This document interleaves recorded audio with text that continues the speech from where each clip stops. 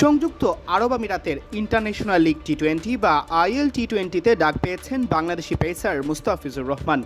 তারকা এই পেসারকে দলে ফিরিয়েছে দুবাই ক্যাপিটালস।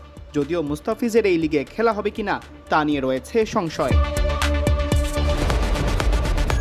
মুস্তাফিজের সাথে দুবাই ক্যাপিটালসের কথাবার্তা চলছে। বিডি ক্রিক টাইমে সেই খবর আগেই প্রকাশ করা হয়েছিল। শেষ পর্যন্ত হয়ে গেছে দুই পক্ষের আনুষ্ঠানিক চুক্তি।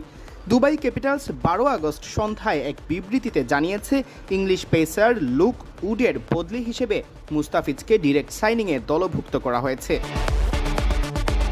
যদিও মুস্তাফিজ এই টুর্নামেন্টে অংশ নিতে পারবেন কিনা তা নিয়ে রয়েছে সন্দেহ। আইএল টি-20 অনুষ্ঠিত হবে ডিসেম্বর ও জানুয়ারি মাসে। ঠিক একই সময়ে বিপিএল এর জন্য উইন্ডো ঠিক করে রেখেছে বিসিবি। বিপিএল ছেড়ে নিশ্চয়ই আইএল টি-20তে খেলা হবে না কাটার মাস্টার খ্যাত এই ক্রিকেটারের, তাই বিপত্তি বাঁধতে পারে এনওসি নিয়ে। ইন্টারন্যাশনাল লিগ টি-20তে এর আগে কোনো বাংলাদেশি ক্রিকেটারের খেলা হয়নি। এর মূল কারণই বিপিএল এর সাথে একই সময়ে মাঠে গড়ায় টুর্নামেন্টটি।